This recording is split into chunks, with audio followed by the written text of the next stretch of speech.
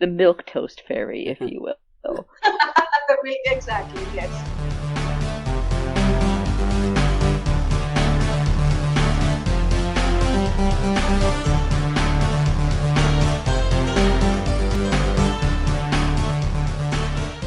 Hello and welcome to the QUACKCAST. This is the Drunk Duck QUACKCAST. We're on QUACKCAST number 567. I'm Ozone Ocean, and with me are the fantastic fairy people, Pit and Tartsarine.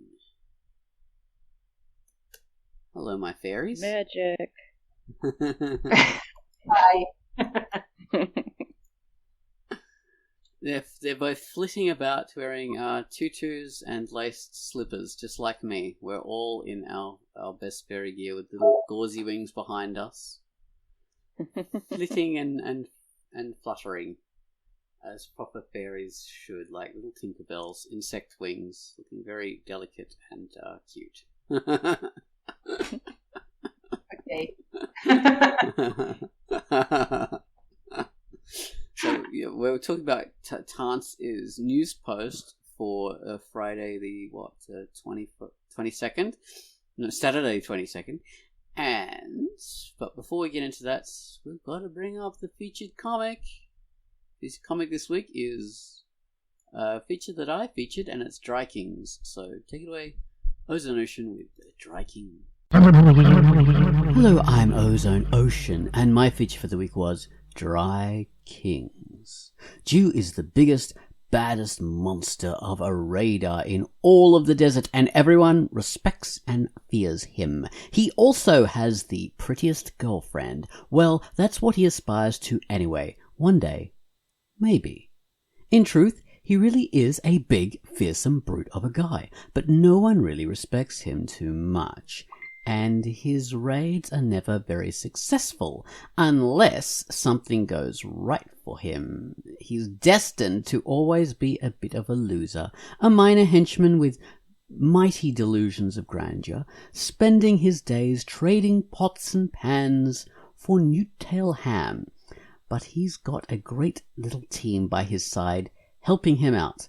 Siver, the bomber, Riv, the rider, Alm, the beast, and G, a clever, plucky kid who might just turn things around. Maybe Dew will finally come up with his... finally one-up his rival, the pretty, conniving, successful Bucky. This is an action-adventure sci-fi comedy story set in a post-apocalyptic desert world. It's fun. It's funny. It's full of pathos and an entertaining story. The art is all black and white pencil work on paper, hyper-stylized and exaggerated. So it looks really cool, like some of that really hyper-stylized and exaggerated anime, kind of crossed with American-style animation. It has that kind of blend between those two worlds and forms, and it looks cool. The colouring on the cover is just amazing. I wish the rest of it was in that kind of colour because that looks so good. But the black and white is just great in its own right. So anyway, I hope you enjoy Dry Kings. It's by The Jagged and it's rated T for teen. And that was the discussion about the Dry Kings. Okay, so next up we have the featured music. Gun Wallace has given us a theme to a comic called Arc Hunters. Notes cascading and calibrating before committing and tumbling down and along in a continuous torrent, a cataract of notes flowing and bursting outwards, acoustic and electronic, guitar, violin, piano, and percussion vying continuously. So take it away, Gun Wallace, with Arc Hunters.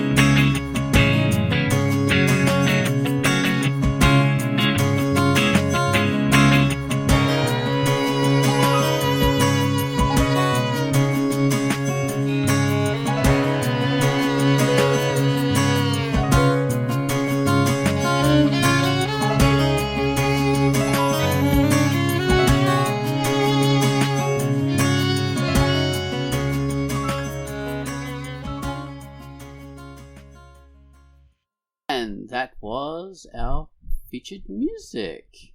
So, thank you very much for that, Gumwars. So we're talking about fairies, or fae, or how did you do your fae? That's what you entitled your news post. So why did you come up with it? Because I was in the mood for weird, occult, relatively undefined things, and fairies were what I thought, because I never think of fairies as Tinkerbell, to be honest. So yeah, that's why I wanted to talk about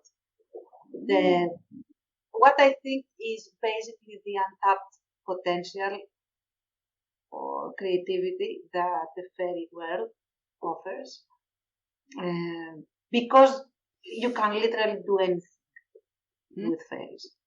Yeah. There is no canon. Yeah, in fiction, you can exploit and change and have fun with them. It's weird, in the 19th, that's a glittery fairy, the Tinkerbell fairy, comes from the 19th century, solidly in there. I'm not sure where specifically originates, but I know that there was the late 19th century spiritualist movement, where they sort of believed in this idea that the supernatural was real. And part of that was fairies, so they adopted that kind of Celtic belief.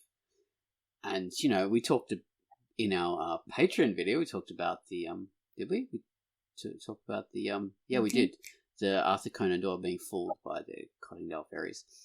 But that comes because there was this culture that believed in it. And there's this school of painting in Australia called the Heidelberg School, where they were sort of doing a particularly Australian style of painting of the bush, the outback.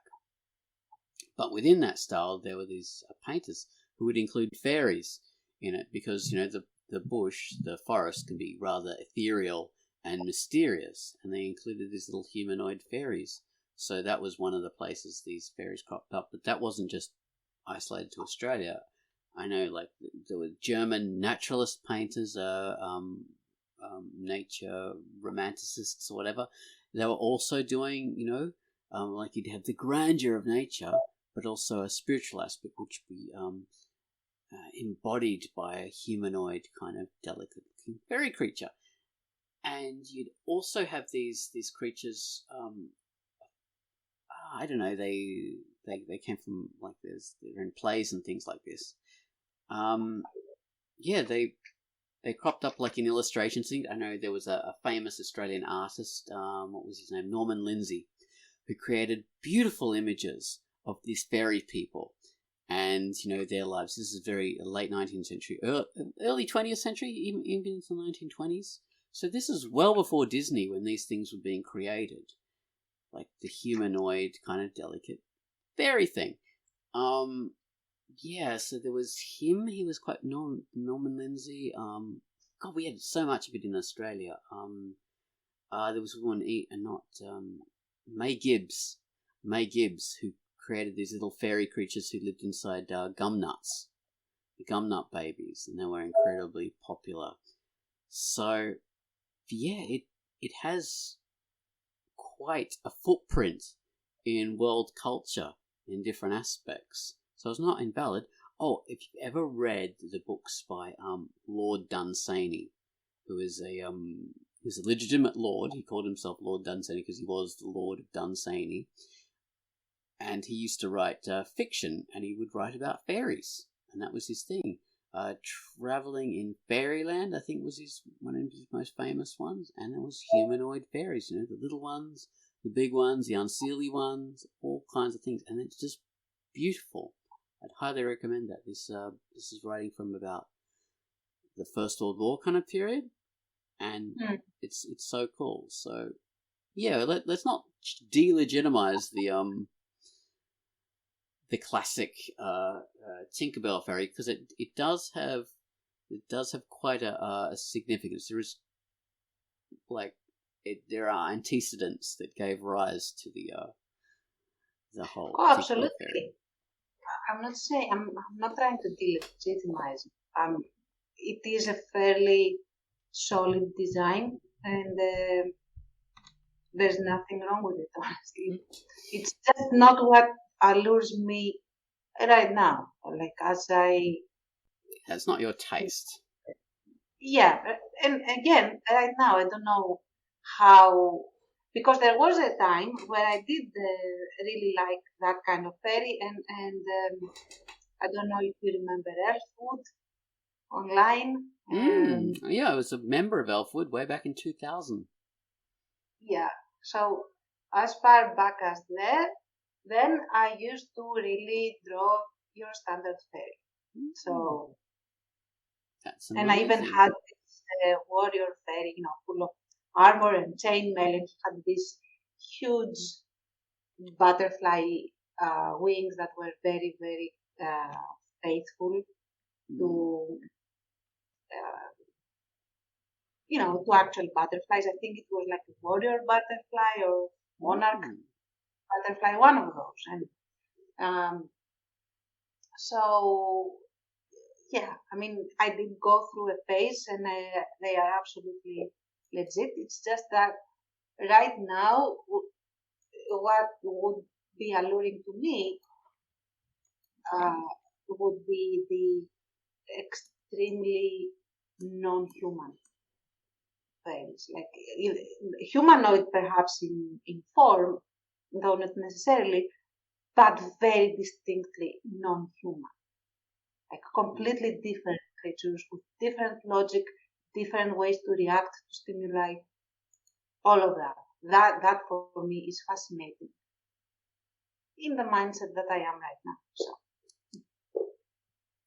Well, yeah, that was definitely a big part of the whole fairy mythos. That we talked about this again in the Patreon video, that they are quite alien to our way of thinking, and if humans are to deal with fairies, it's quite perilous. And this was actually, I said there were the humanoid, like cute fairies in Lord Dunsany's writing. They were also, that kind of alienness, that they would trap you and do nasty things and all that kind of stuff. And they were the evil kind of fairies in that as well. So he wasn't ignorant of the proper culture. Oh, and if you've ever read Lionese, so modern fiction, this was written in like the 80s, the Lionese series, amazing, and there's fairies in that, and it's so good. Or Fairy Tale by Raymond D. Feist, one of my favourite fantasy authors. Some awesome depictions of Shakespearean fairies. So some of the knowledge we have from fairies is from Shakespeare. Midsummer Night's Dream, was that the one? So we've got Puck and Oberon and Titania and all that kind of stuff. So they were famous fairies. Oberon being the king of the fairies, Titania the queen, and Puck being the joker, jester, sort of trickster character. Those would be like the royal fairies, really, like the ones that are basically the silly, that are like they have their kingdom and stuff. Silly court. Yes.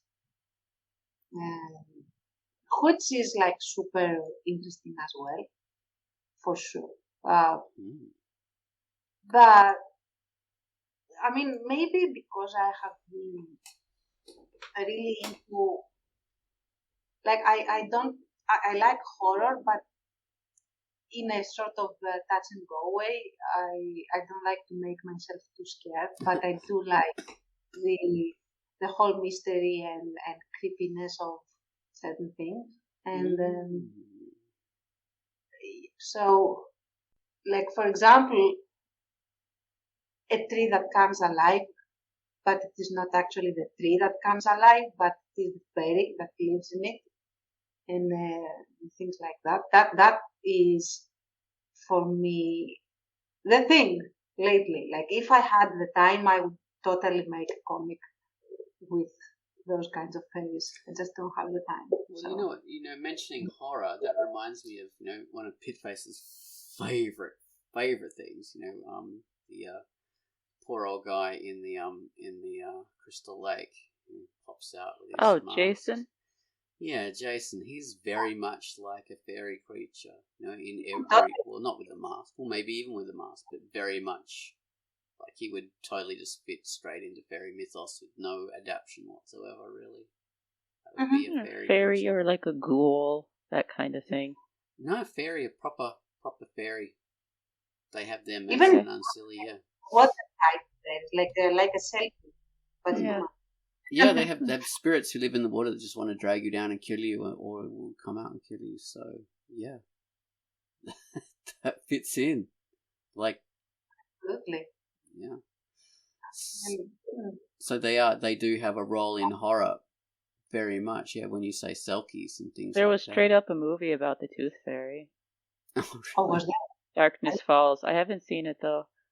I wanted to when it first came out. I think I was in high school and I remember seeing pictures of it, but yeah, it's interesting the definitions for these things because fairy is kind of broad and almost all encompassing, right? When you really think about it, and then if you start to divide things up, like you can get like what's a fairy compared to a goblin, for instance, or to a ghoul, or to a wraith, or whatever.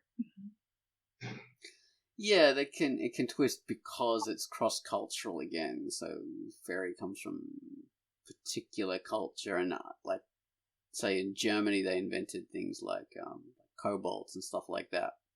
So there's a and dwarves and stuff come from Scandinavian myth, but there's bleed over into fairy mythology because they have similar creatures. Sorry, Tans? No, I would say that we can safely say that if it's not an angel, if it's not a ghost, it can fairly easily be under the fairy category. Yeah. Including demons, I think, because often they are associated, especially when you have like the Christianization of certain cultures and stuff. A lot of the things that would be fairies become demons or demonic stuff.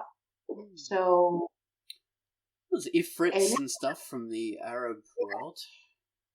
Yeah, absolutely. So anything that is not an angel and that it is not a ghost, fairy. It's basically yeah, it's cool. I remember I read some young adult fiction. It's really kind of trashy young adult fiction, I suppose. I don't know. It's really popular stuff. What was it about? These like City of Bones and stuff like that. That's what they were called by this really popular writer. And so there's different like creatures that exist. So there's the humans, there's vampires, there's werewolves, there's fairies, and there's angels and things like that. And so they're separated. So the vampires and werewolves aren't fairies. The fairies are a different caste. But they're all these creatures are created from mixtures of human and angel blood, or human and demon blood. So fairies are humans and angels mixed together, and werewolves and vampires are humans and demons. So that was her explanation for these creatures to be created. So yeah, you could do cool stuff like that. And the fairies in those novels are more like the royal fairies. Yeah.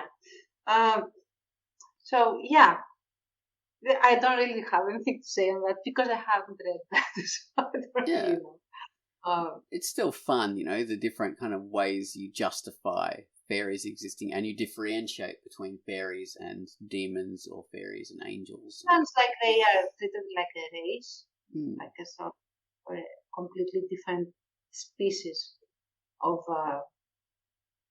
existence. Like Tolkien kind of creatures. So Tolkien's another person who makes a big use. He never calls them fairies, but elves are from fairy mythology. They're just another kind of fairy, but he creates them in that royal appearance again. He doesn't really have the mutated ones, except for maybe Gollum.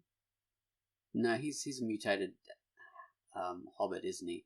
But he does have Yeah. goblins who do sort of feature in fairy mythology, and orcs which he created himself. They don't exist in mythology. He just made them up. And he brought them all on the surface in the sense that fairies are supposed to be underground, like they're all within trees and stuff. So okay, maybe the wood elves stay where they are, but the rest of the elves, like the Silly Kingdom, got an upgrade, I guess, in the upper tier. They are on the surface of the earth, whereas they should be underground, at least as far as I remember.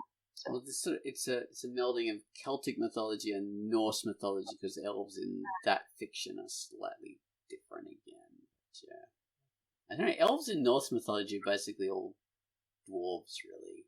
It's weird. So they also have the ice giants, and they have something else that I don't remember right now. But yeah, I mean, fairies, in my, like the way I view and think of them, they're supposed to be like not fully established. They're like in the cracks between all the other established mythology. Like you have the magical people, and then you have, I don't know, wizards, and then you have They're just below eldritch being. You can't define them very well. They just exactly, yes, thank exist you. That's beyond your physics, your understanding. exactly, like they're like the dark matter of mythology. Dark matter, I like that. Dark matters, that's cool. I'm gonna write that in the title, maybe.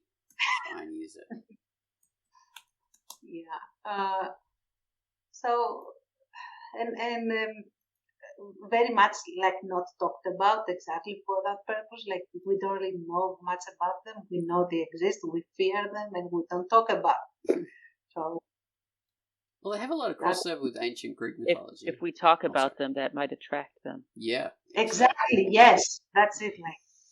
But they do have crossover with Greek mythology in a lot of ways. You know, you have dryads and naiads sort of have come across into fairy mythology. And I don't know whether that is just straight out nicked from Greek mythology, or because, you know, obviously the Celts and the ancient Greeks had a lot of encounters. So that could be, but there is also a lot of syncretism.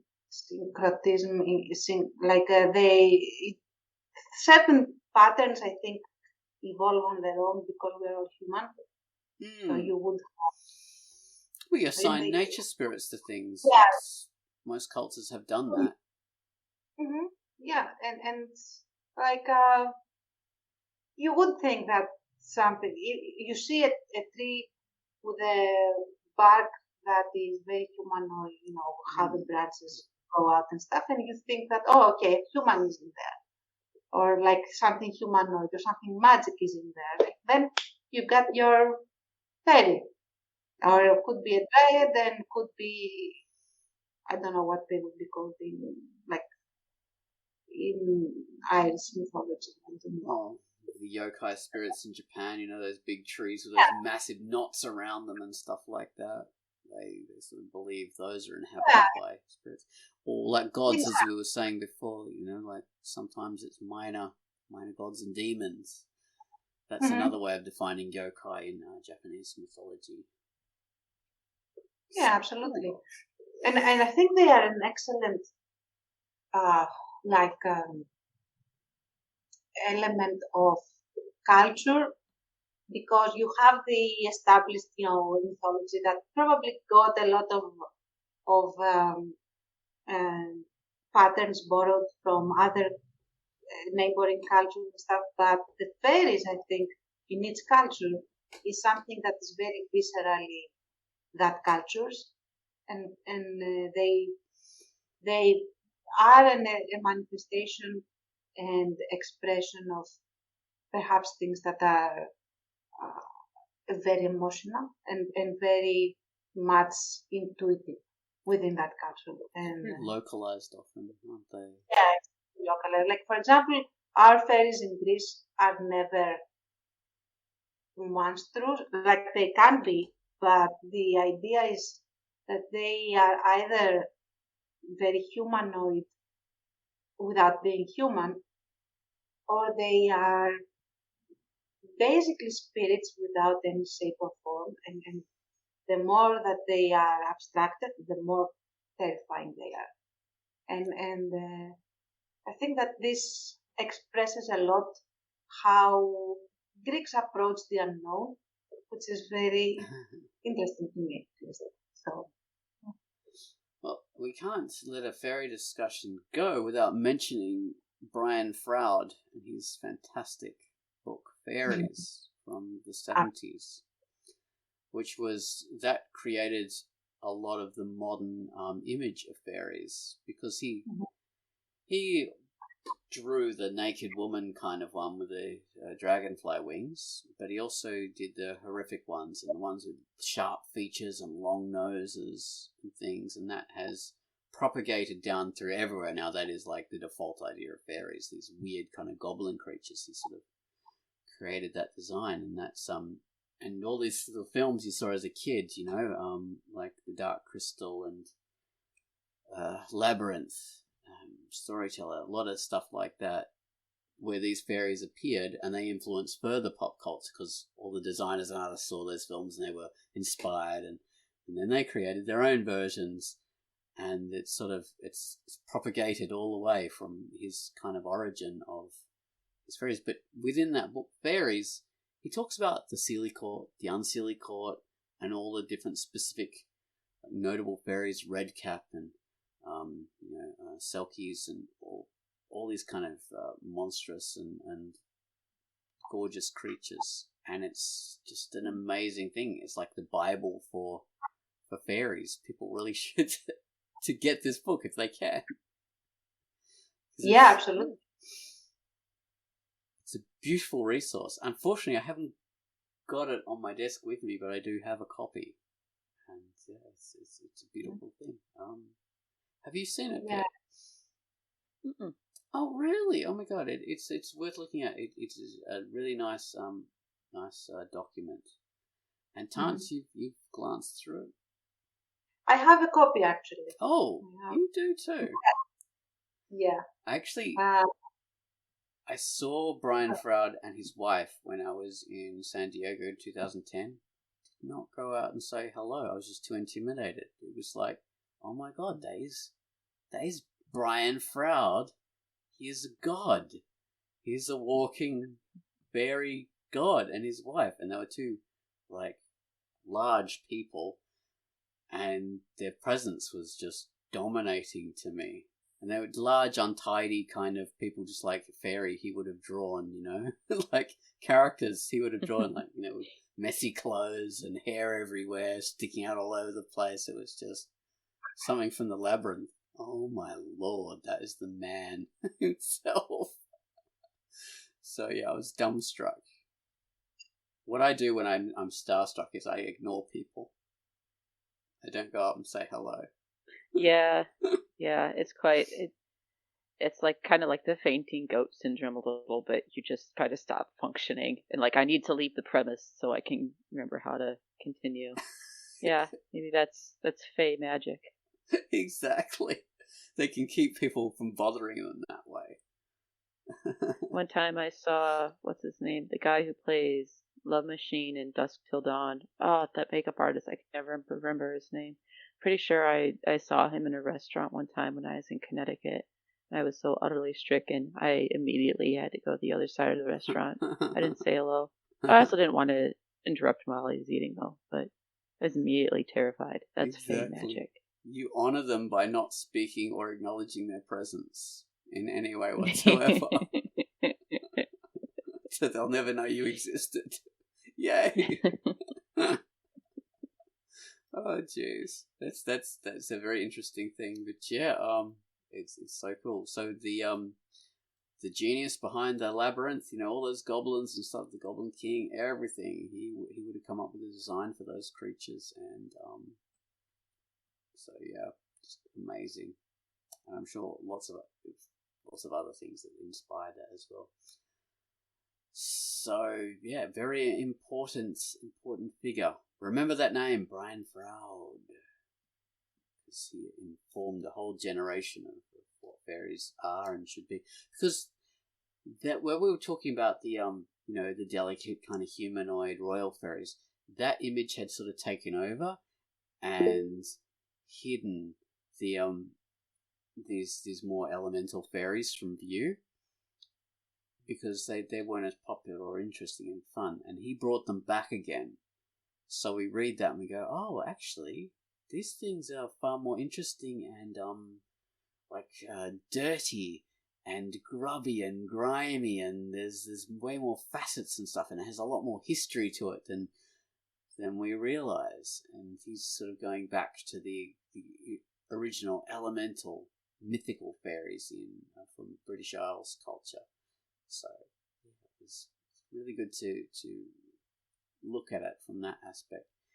And I think a lot more pop culture things that have come out recently have sort of taken on those kind of older, more primal fairies, especially in horror movies and things.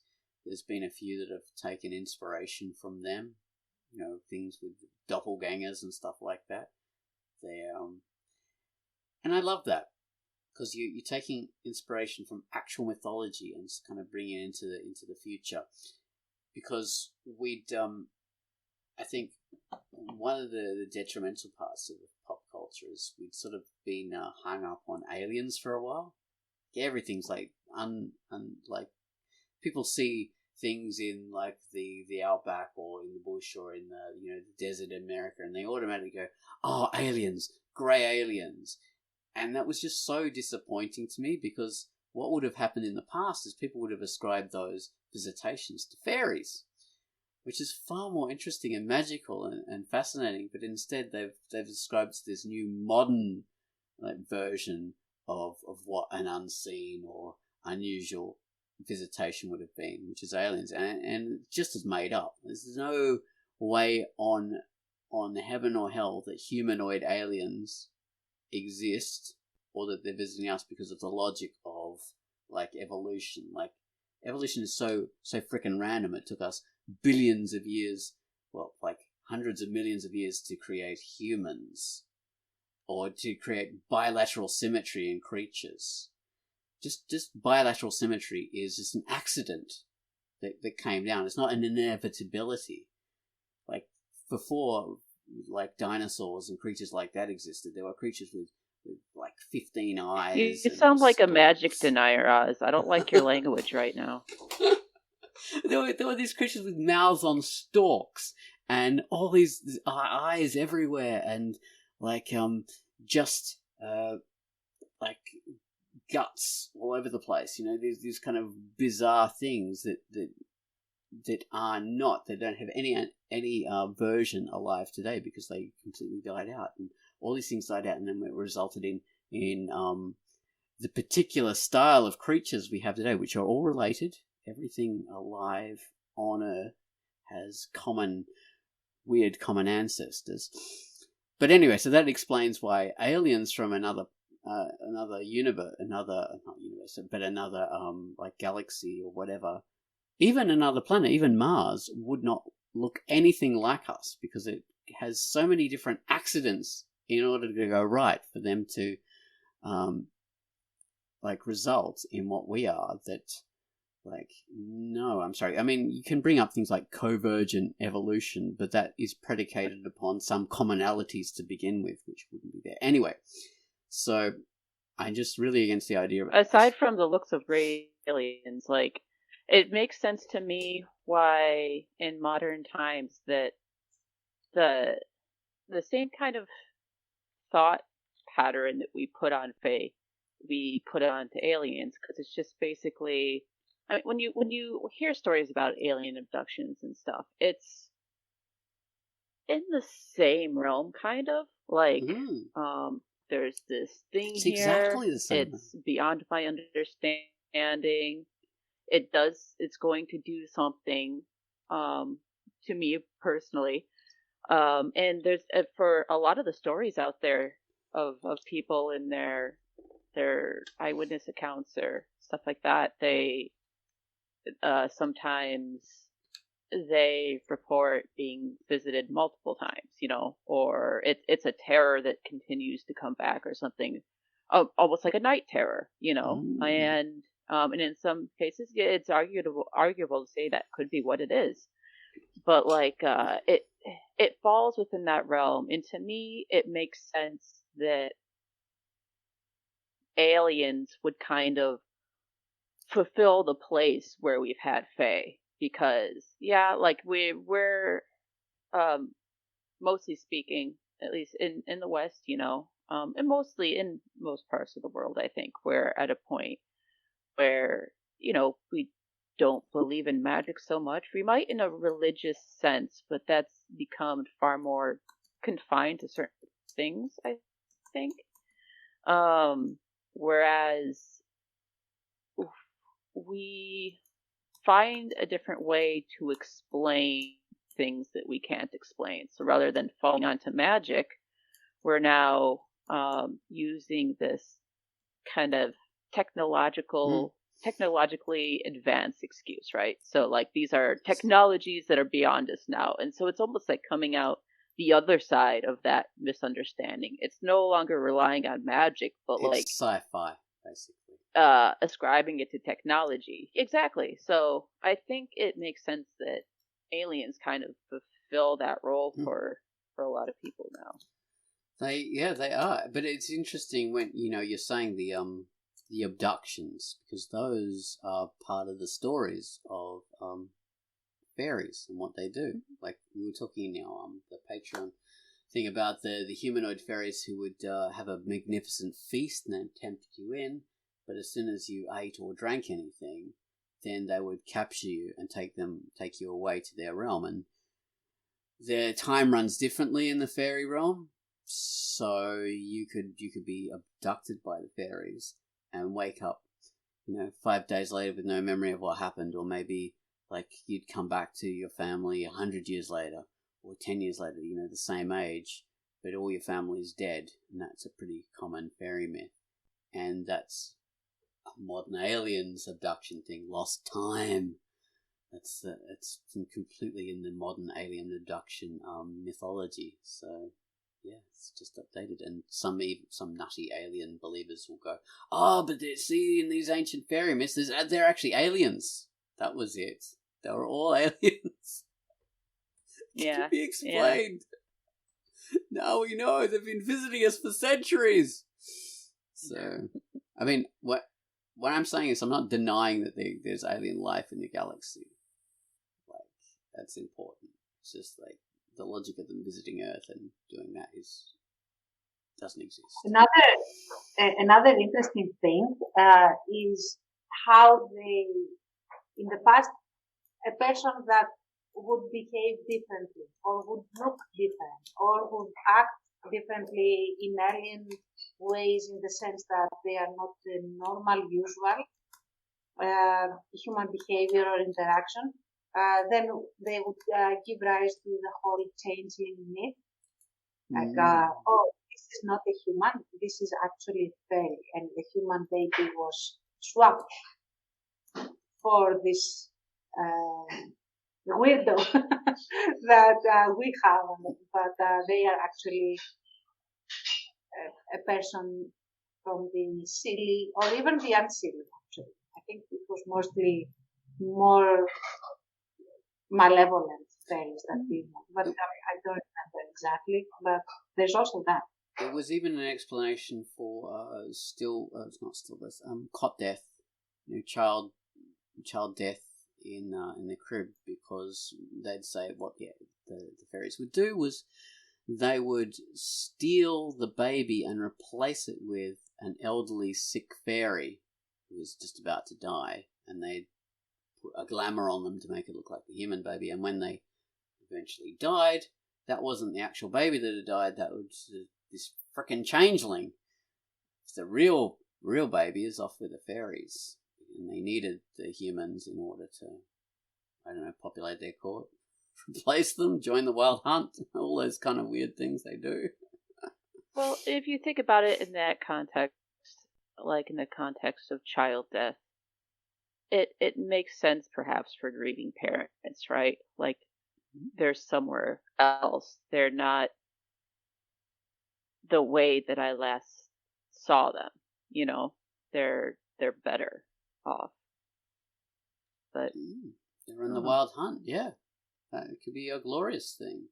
They're like, so the wild hunt is, I think, Horn the Hunter. That's the chief of them, and or Hearn, and he's got like huge antlers on his head, and they storm across the skies and do stuff. I don't know what they hunt, but people can be trapped and joining them and stuck in that kind of hunt. Horny Hunter. It's probably got a giant. I was trying so hard not to say. I almost said it when you said, "I wonder what they hunt," and I was so close to going, "Dead ass." But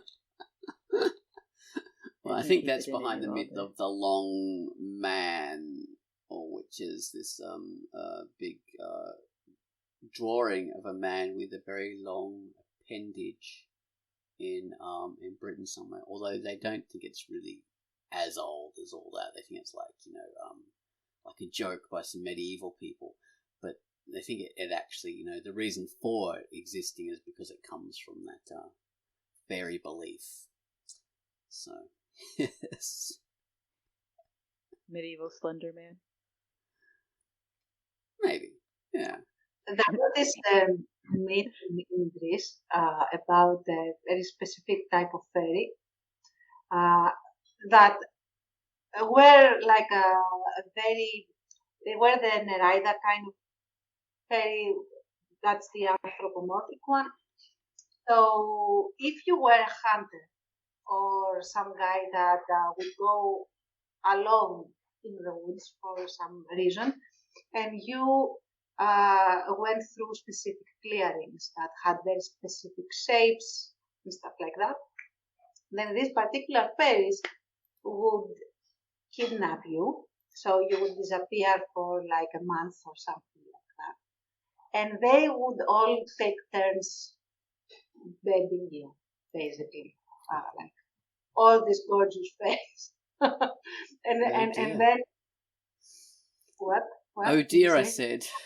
Yes, oh dear. So we're talking like this swarm of fairies, and they would each want their piece, in a sense. So, and then they would return the guy on a golden mattress, but he would be so spent and so completely like no energy left that they would be like an old man, and they would forget who they were and had no recollection of anything.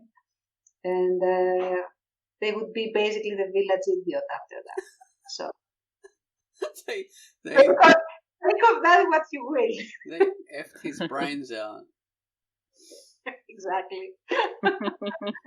Oh yeah. Oh dear me. Oh dear me. Okay. That's pretty cool. Oh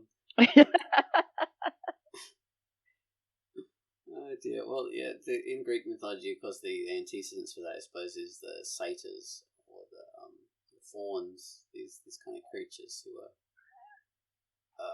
quite. Honestly, it depends. I mean, there were nymphs that did that sort of thing, but it was. Yeah, they didn't steal the guy. They went to town with the guy, and that was that. Tempted. Nothing else happened. So.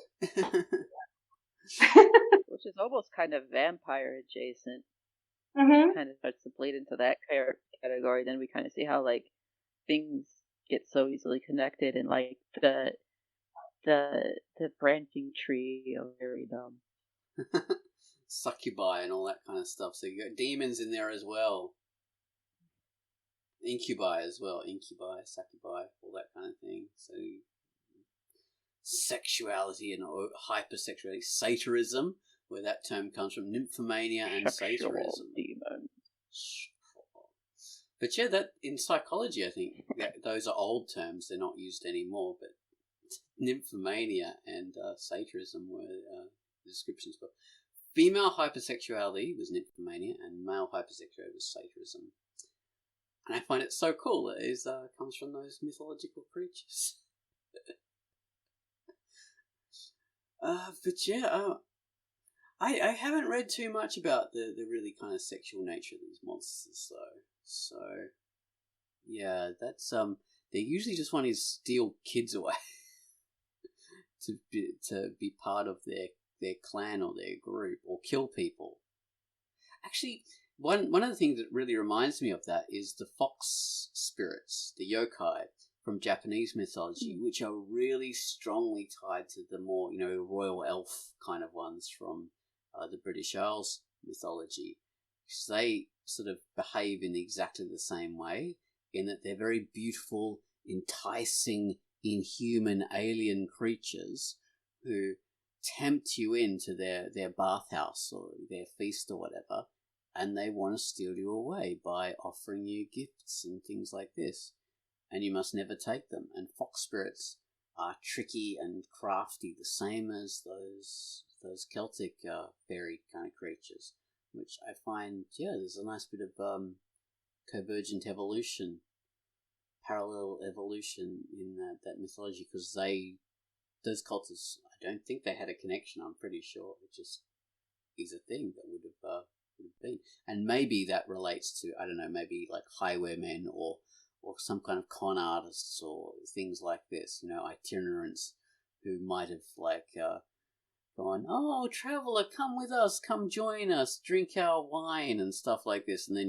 they get you drunk, and then they steal all your stuff and disappear, that kind of thing. It's a possible origin for it, I don't know. Oh, and I just remembered now, there is this other myth that you find across a lot of cultures, including ours, about this animal that at night turns into a gorgeous young woman by shedding the animal skin. And usually because they are going for a bath near a pond or something like that, and then there comes along a douchebag hunter that likes the girl, and in order to keep her, steals the skin so she cannot put the skin back on and turn into an animal, and she has to go with him and be his wife. But eventually she discovers the skin and escapes, and then all hell breaks loose because she's pissed, of course. So, or she falls in love with him afterwards, and there is some sort of compromise and stuff. I don't know if you guys are aware of this, but here is usually like a dove or like a deer or a swan, or also, yeah. In Irish But usually, mythology, they're seals. Those are the ones who are part of that myth. So, that's a very strong one in Irish or Welsh mythology, I think. The Selkies, I'm not sure what the name is, but yeah, that's a very strong thing. It's interesting. Some commonality. And I think that's in African culture as well. I think there's a version of that. And Indian. Kelpie, yeah, you're right. No, that's the horse one. So it's Selkie. Kelpie is the horse, yeah, that drowns you. Which is probably related to the idea of don't get too close to water as a kid because you'll drown. So they created this mythological creature that lives in the water that, will entice you onto its back, and then you get stuck on the back, and then it goes into the water and drowns you and then eats you. So yeah, it was probably just a cautionary tale for children. That's what they think where that mythology came from. Okay, so there's also commonalities in Aboriginal Australian Aboriginals and the stories of the gods and things. For them are quite similar to fairy mythology, because there's creatures who will, like the Quinkans, who are these very tall, narrow, shadowy creatures, but they'll help lost travellers in the forests, in the bush, and they'll just appear like this weird kind of tribe. But there are other ones who are short and stocky, who will eat you up, and will So you'll have to be with the Quinkins, and I'll protect you from these horrible creatures who will have red eyes and sharp teeth. And they come out in the shadows, and they don't have any real form. They're kind of just shadowy, blobby creatures. So yeah, there's all sorts of commonalities in myths throughout cultures. Pete, would you know any Native American cultural traditions that are similar to fairies? There are, but I don't know them well enough to feel like I have the authority to talk about them. I mean, the most pervasive one that we know of, or the most well-known one that we tend to know, is the Wendigo, but that's been kind of reshaped a little bit.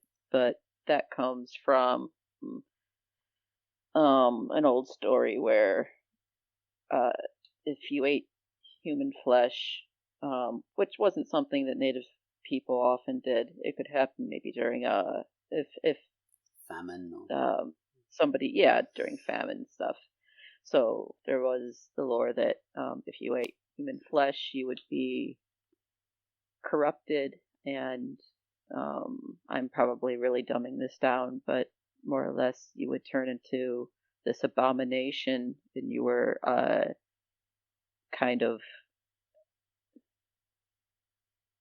It wasn't like the antlered thing that we think of now, although I think that looks really cool. It was just more of a perpetually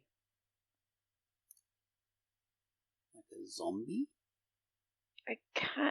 Maybe kind of in a sense, but like you were kind of this corrupted threat towards everybody, and but yeah, kind of more in the spirit realm, I guess, than you would think of a zombie. Maybe, I don't know. Like I said, I don't know enough about it, but it's pretty interesting stuff, and again, kind of falls within the cautionary tale thing a little bit, which is extreme because if you think about it, we have had situations nowadays where people have had to resort to eating others, like with the plane crash in the Andes and stuff like that, and um, oh yeah, definitely. That would be quite hard when the chips are down. I think if you were starving to death and your family was starving, not to give in and eat somebody who's perhaps passed, but maybe it also is supposed to stop, kind of dissuade somebody from killing another person to feed their family. Survival's fucking rough out there, and I think that's where a lot of these ideas come from. There was one really cool one I liked. I think it came more from the Iroquois, but which isn't one tribe, but I can't remember if it was from one or a number of them. But there was this story about, I think, a woman who was in the woods, and somehow she ends up being chased by this giant head that was swinging through the branches by its hair, and almost like monkey barring through the branches of the trees after her. And I forgot how it goes, but just the imagery was really cool. That's but yeah, awesome. There's some really cool imaginative stuff. Reminds me of that Spirited Away with their heads, how they were doing all this kind of crazy stuff in that scene. I don't know whether you remember that with the witch. Yeah. Heads. Pretty cool. Yeah. Well, in Russian mythology, cool. that reminds me, because Spirited Away has this kind of witchy creature who is very much like Baba Yaga, who is this weird kind of like an unseelie creature. She really is, and she lives in a house with chicken legs that walks around. That's classic fairy stuff, really, right there. Like an evil fairy creature. It's awesome. Yeah. I think she even had little wings, didn't she? I don't know. Am I imagining that? she I did might fly. just be imagining that. She flew, so maybe she did. She did, yeah. Didn't she have a broom? Maybe not. I don't know. I'm probably imagining a lot of things. I've seen artwork with a broom, so I don't know. You don't know how much is crossover from later stories and things like this, because these things do. Oh, I was talking about in Spirited Away, but Oh, right. I couldn't remember. Well, she does. Yeah. Yeah, she's very much a Baba Yaga character. Yeah. Was an awesome evil fairy creature. And it's important to remember the evil fairies. I mean, there's the whole fairy tales with the evil fairies, like we've got Sleeping Beauty, and she was meant to have been put to sleep because there was an evil fairy that wasn't invited to the christening or something, I don't know, and cast a spell to make her sleep, and she wasn't invited specifically because she was a frickin' bitch, and that was the whole point of the thing. And people are trying to make it sound as if, oh, she was wronged and oh, what's the true story? No, she was always meant to be a bitch. That was the whole point of the story. That's like fairy tales have archetypes in them. Like if someone is, there is little nuance in that, in the sense that you have your evil witch or your evil fairy, and they are supposed to just be evil, period. There is no effort to make them nuanced because they are fairy tales, and fairy tales are fairly archetypical. And you think, well, sometimes there are people who you don't invite to a celebration because they're just going to mess it up. That's what they do. Drunk old uncle comes in and just ruins everything for everybody because he likes to mess things up. And I guess that's the thing with these. I mean, I'm not against people reinterpreting things in different ways because different people connect with different archetypes, right? And and that's a lot of the way that stories continue to evolve and become different. It's why, not why we have so many different versions of Cinderella, but I mean, it's people, you can't really stop people from passing around ideas and concepts and playing with them, but they can come out not good. It's not to say that it's going to automatically be good. It's, as we've seen with some things, but. Yes, very much so. It's a modern trend, I think, to humanize villains as a way to make them understandable. Yeah, I don't know how I feel about that sometimes. I mean, it can be done really well, but usually it just ruins the villain. Like, I really like the evil fairy in Sleeping Beauty, and that's the appearance. I mean, everyone else is very bland. I love a good villain who owns villains. It's like that guy who played the sheriff of Nottingham in Robin Hood. What's his name?